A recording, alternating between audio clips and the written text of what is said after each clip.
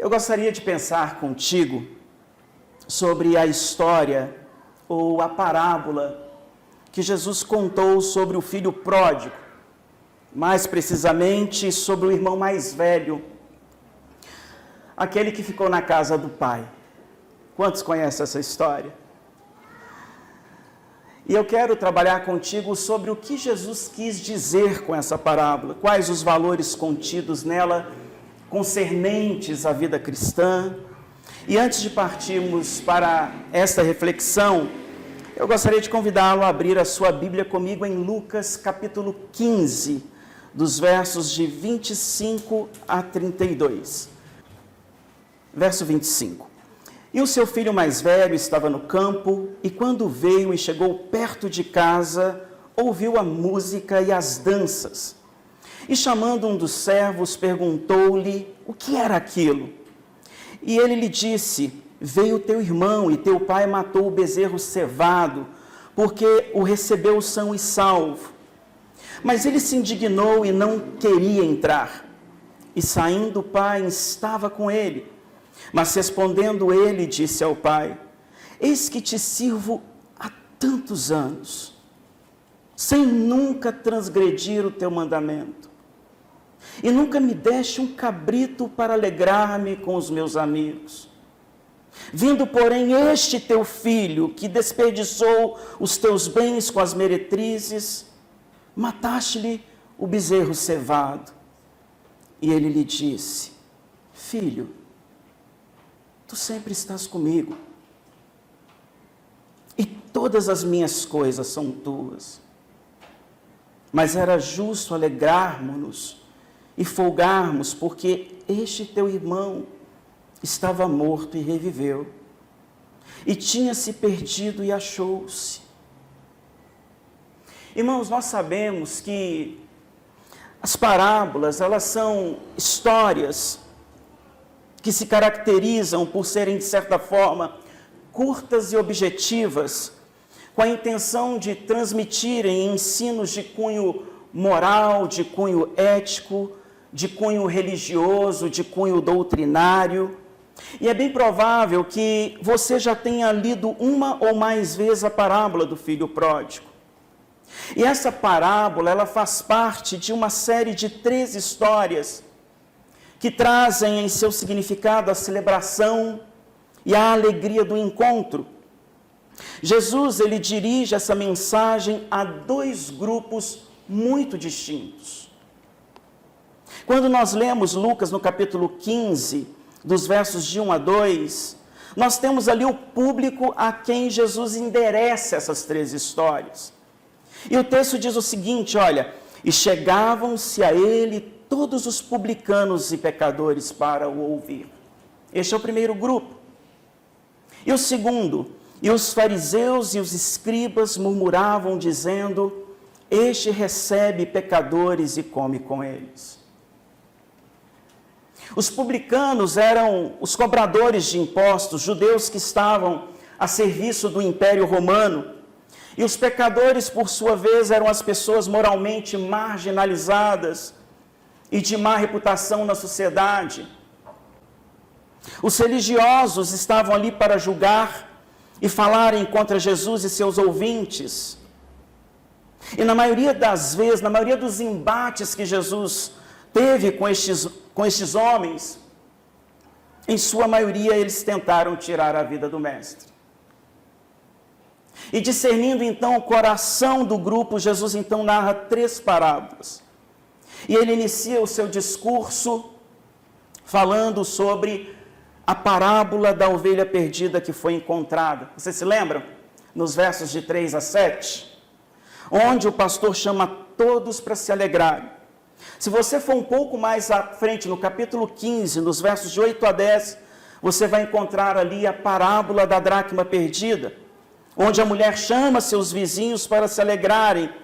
E, finalmente, o que podemos considerar como a parábola dos 2 filhos perdidos, dos versos de 11 a 32, onde o pai, ele oferece uma festa e ele se alegra com o filho que retorna para casa, enquanto o filho que está dentro de casa fica indignado com a atitude de compaixão e misericórdia demonstrados pelo Pai.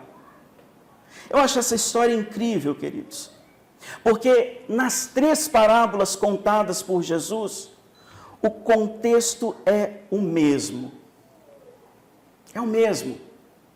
Os religiosos, que são os fariseus e escribas, eles correspondem às 99 ovelhas, às 9 dracmas e ao irmão mais velho.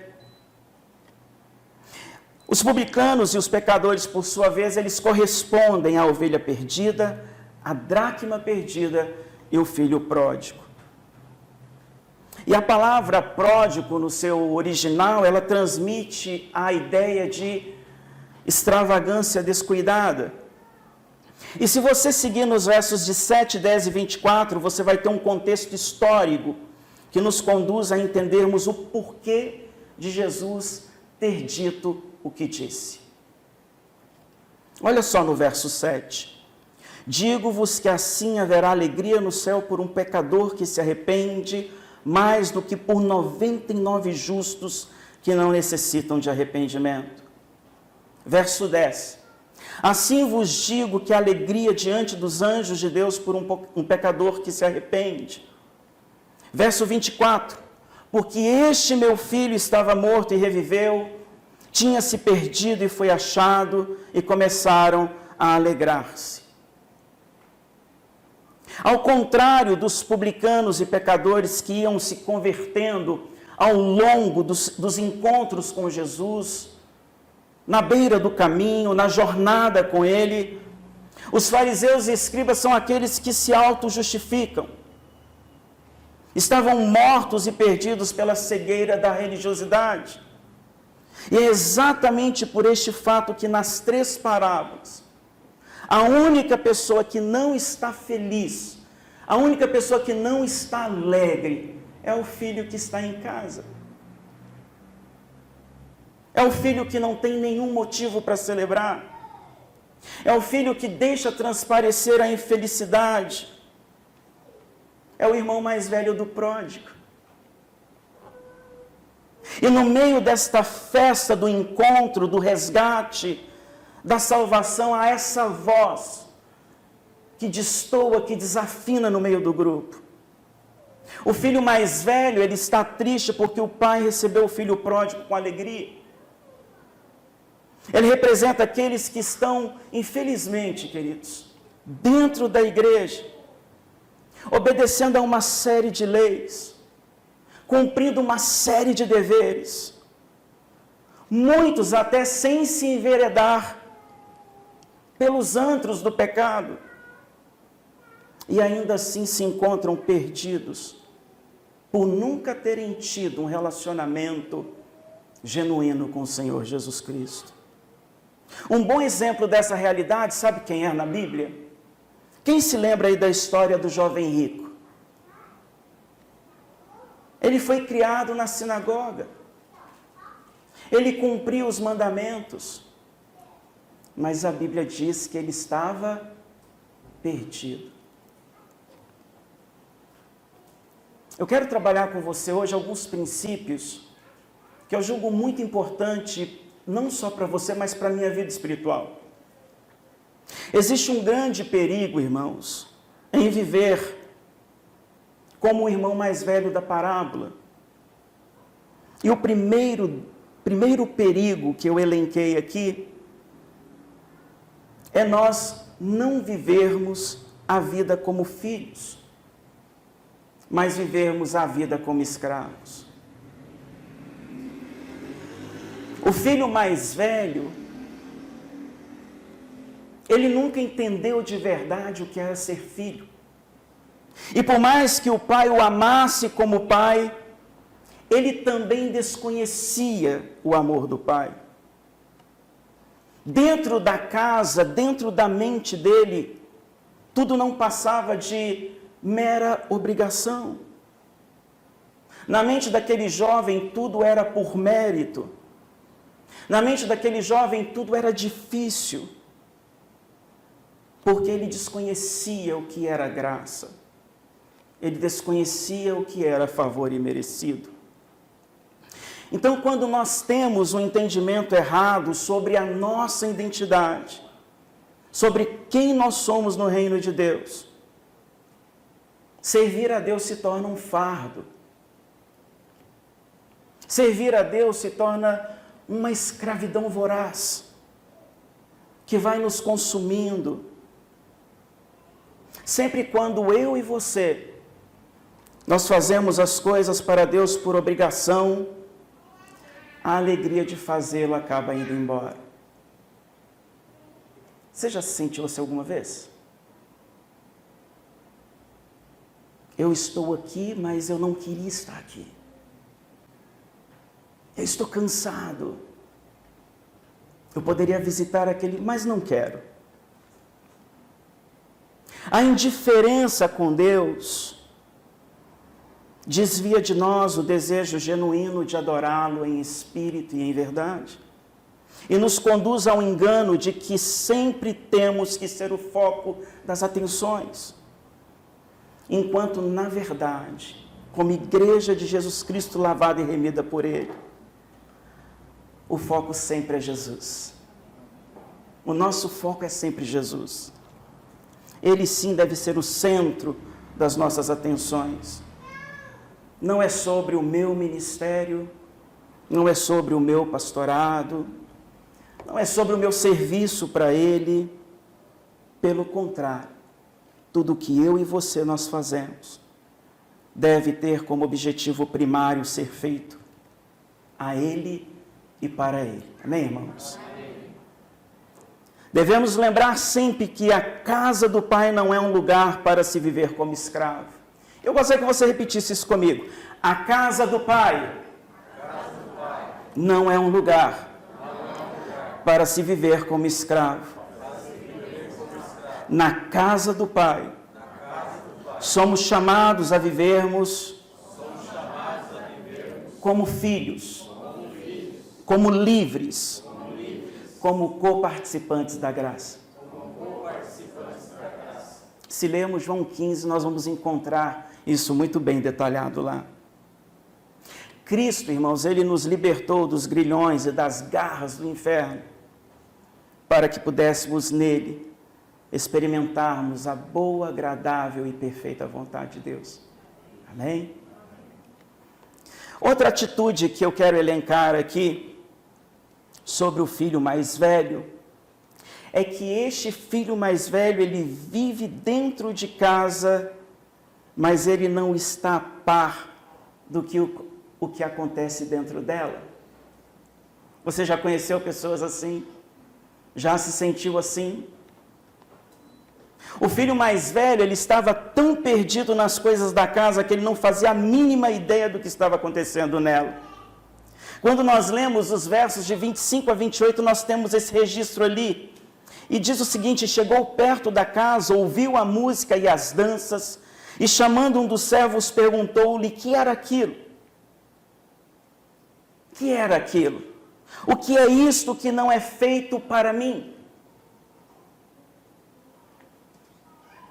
O que é aquilo que está acontecendo que eu não estou sabendo, que não é em minha homenagem? E o servo disse: veio teu irmão e teu pai matou o bezerro cevado, porque o recebeu são e salvo. Mas ele se indignou e não queria entrar. O filho mais velho estava indignado com a festa. Aliás, ele nem sabia que estava havendo uma festa para celebrar a restauração do irmão. Ele ficou extremamente irritado com a misericórdia do pai. Para ele, quem erra não tem chance de restauração. Para ele, quem erra nem deve ser objeto de perdão. Na religião dele não existe espaço para o amor, para o perdão, para a reconciliação. O ódio que ele sentia pelo irmão não era menos grave que o pecado de dissolução que o outro cometera fora de casa, ou talvez fora da igreja. O ressentimento que crepitava no coração do irmão mais velho o isolou do pai e o isolou do irmão. É triste isso, não é? A gente costuma olhar sempre a história do filho pródigo que saiu, mas o ápice da mensagem é o filho que ficou. Os fariseus e os escribas tinham o mesmo senso de justiça. Eles não achavam que a comunhão com Deus era um dom da graça, mas era algo que eles conseguiam por algo meritório, pela piedade que eles demonstravam ter, pela obediência. E se lermos Lucas 18, dos versos de 9 a 14, nós vamos ter esse registro muito mais clarificado ali.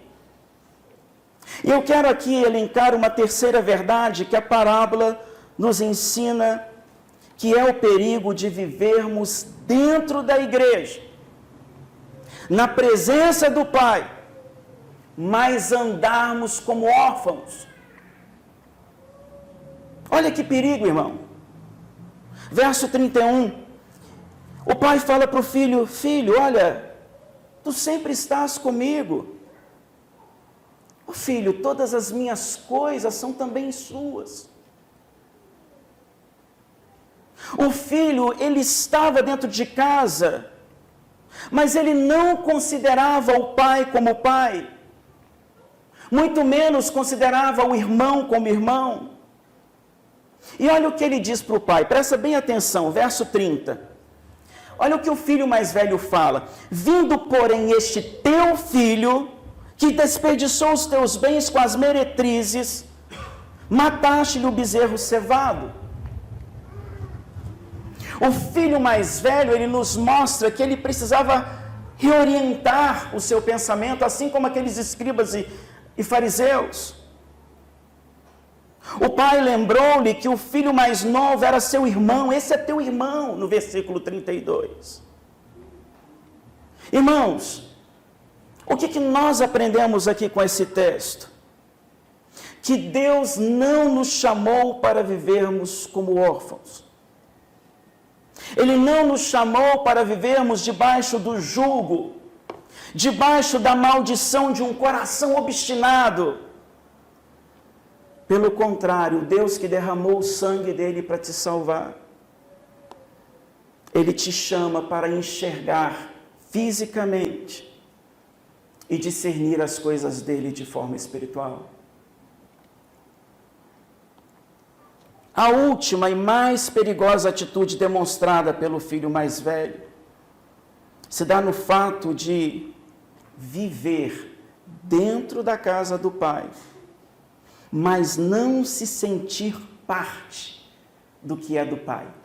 Você já passou por isso? Você está na casa do pai todos os domingos, todos os sábados. Na nossa igreja é quarta e domingo, e sexta temos alguns pequenos grupos. Mas às vezes eu encontro pessoas que elas estão na casa do pai, mas elas não sentem que as coisas do pai são também delas. E é por isso que esse pai relembra o filho mais velho: olha, filho, todas as minhas coisas são tuas. O filho mais velho, ele estava no conforto do lar, mas por não reconhecer que as coisas do pai eram também dele, ele estava vivendo na mais tremenda da miséria. O filho mais velho, ele era tão pródigo quanto o seu irmão mais novo. A verdade é que ambos estavam dentro da casa do pai, mas ao mesmo tempo fora. Eles viviam a vida como tendo a melhor decisão, e os jovens são assim, né? Os adolescentes, nós temos a melhor decisão.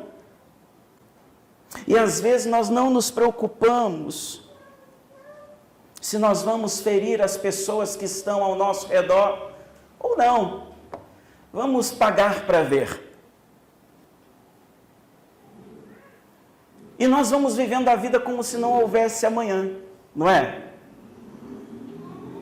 E eu creio ser por isso, irmãos, que muitas das vezes eu já me encontrei frustrado, eu já me encontrei perdido, mesmo habitando dentro da casa do Pai. Por muitas das vezes, nós vamos construindo uma situação da qual achamos que o Pai está sempre errado e que nós estamos sempre certos. E essa parábola, ela termina com um convite para o irmão mais velho vir à festa. Jesus estava convidando aqueles fariseus e aqueles escribas e também aqueles pecadores para responderem ao amor de Deus em Cristo.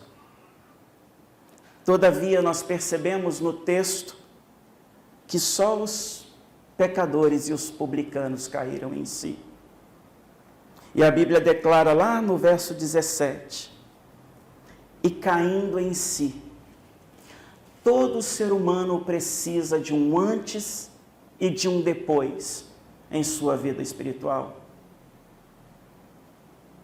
Todo ser humano precisa de um caindo em si, do irmão mais novo.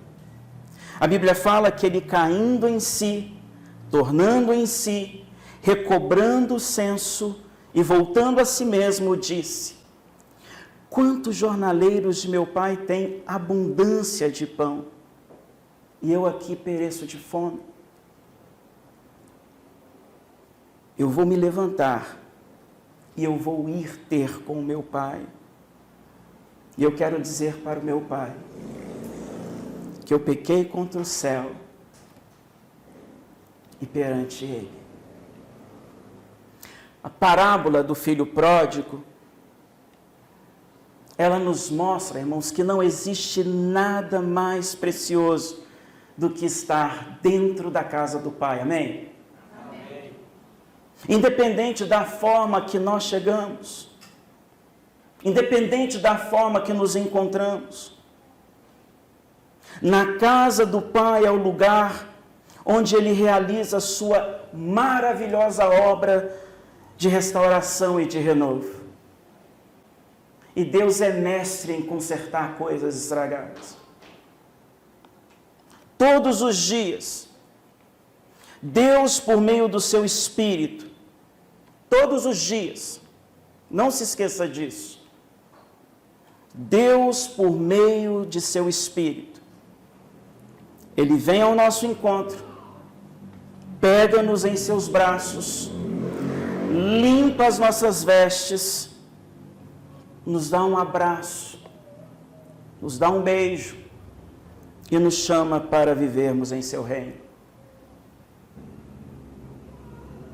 E é por isso que nós podemos dizer: as misericórdias do Senhor são a causa de não sermos consumidos, porque as suas misericórdias não têm fim e elas se renovam a cada manhã.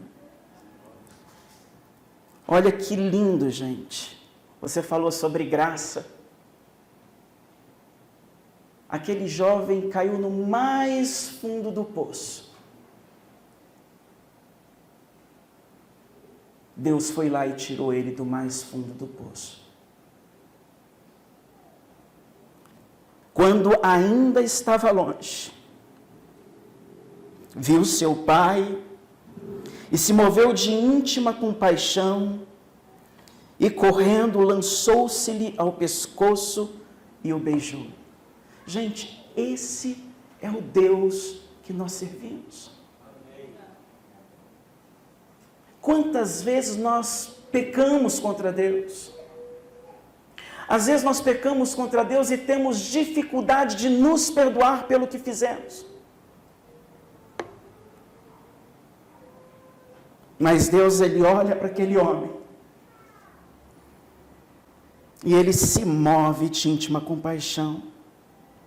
E Ele corre e Ele se lança ao pescoço daquele jovem machucado, destruído pelo pecado. e ele o beija. Porque todos os dias, Deus, por meio de seu Espírito, ele vem ao nosso encontro, ele pega-nos em seus braços, ele limpa as nossas vestes, ele nos chama para vivermos em seu reino. Amém?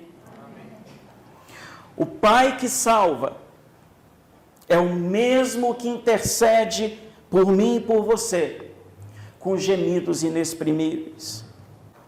Não há nada em que Deus se deleite mais do que em perdoar.